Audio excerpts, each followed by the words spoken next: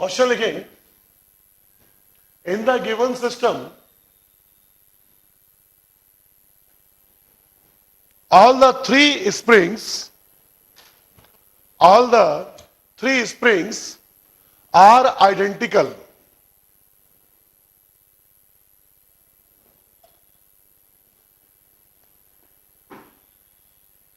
All the three springs are identical. Each spring can have force constant capital K.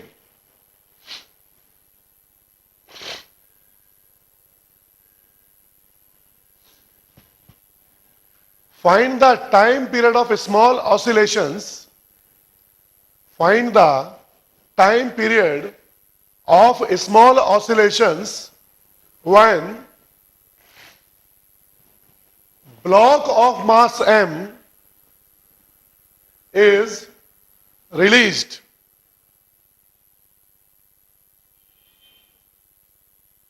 After slightly displaced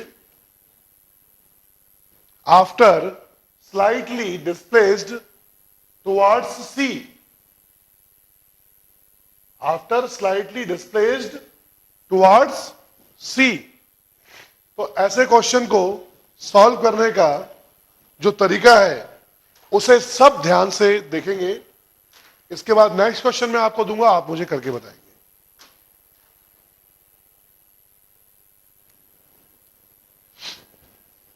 मान लीजिए कि इस small M मास को सी की direction में एक्स डिस्प्लेस करके छोड़ा जाता है।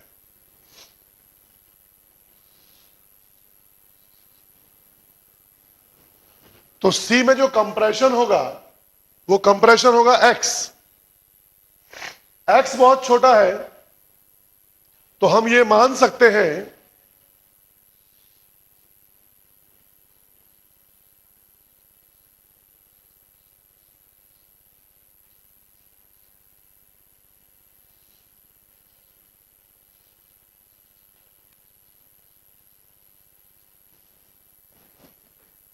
कि स्प्रिंग नंबर या स्प्रिंग सी में कंप्रेशन अगर एक्स है तो ए में कंप्रेशन, ए में होगा एलोगेशन और बी में भी एलोगेशन होगा, और वह होंगे एक्स साइन 45 और एक्स कॉस 45, या आप एक्स वाई रूट टू दोनों में बोल सकते हैं।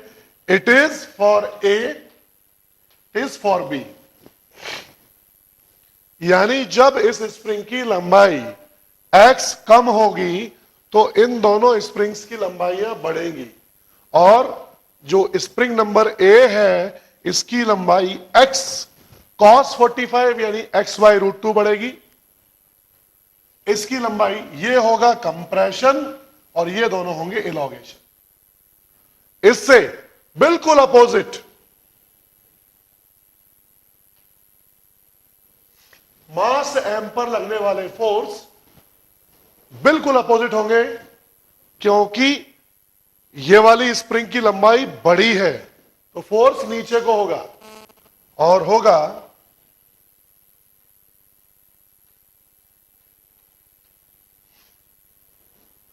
एक्स साइन 45 डिग्री को एक्स वाई रूट टू लिखा जा सकता है। तो ये हुआ एलोगेशन, तो नीचे लगा फोर्स। यहां पर भी ये जो स्प्रिंग है, जब इस ब्लॉक को आपने ऊपर किया तो ये स्प्रिंग खिंची है तो फोर्स पीछे को लगेगा।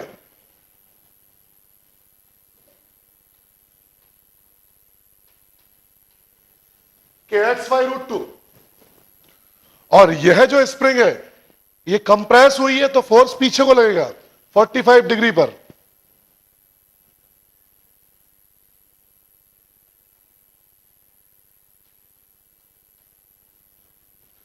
दैट इज के एक्स। तो एम मास के ब्लॉक पर इस तरह से ये तीन फोर्स लगेंगे। इन दोनों फोर्सेस का वेक्टर सम जब हम करेंगे तो वो इसके ऊपर आ जाएगा, क्योंकि हमको पता है कि दो वेक्टर्स का मैग्नीट्यूड अगर सेम हो तो उनका रिजल्टेंट उनके बीच के एंगल को बाइसेक्ट करता है, और इन दोनों का मैग्नीट्यूड सेम है तो रिजल्टेंट जो भी आएगा वो 90 डिग्री को बाइसेक्ट करेगा और 45 डिग्री के बिल्कुल ऊपर होगा। तो इन दोनों का रिजल्टेंट निकालेंगे।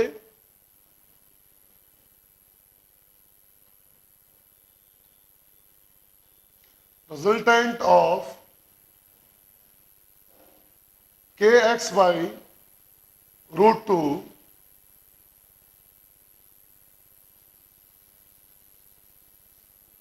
या सिंपली बोलेंगे एंड kxy √2 90 डिग्री पर है,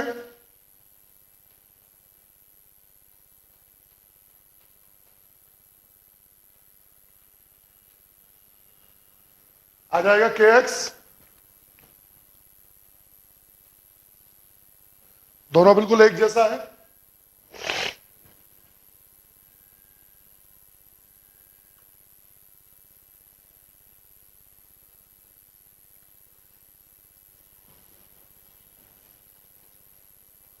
और ये kx बिल्कुल इसके ऊपर आएगा, तो एक पहले से जो kx है इस स्प्रिंग की वजह से, और इन दोनों का मिलके kx, दोनों जुड़ के 2kx हो जाएगा।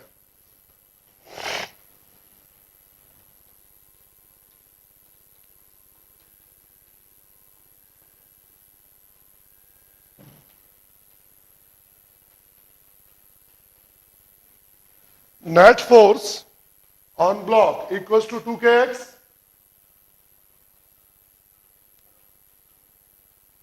so displacement upon acceleration is m by 2k, और इसका टाइम पीरियड आपको मिल जाएगा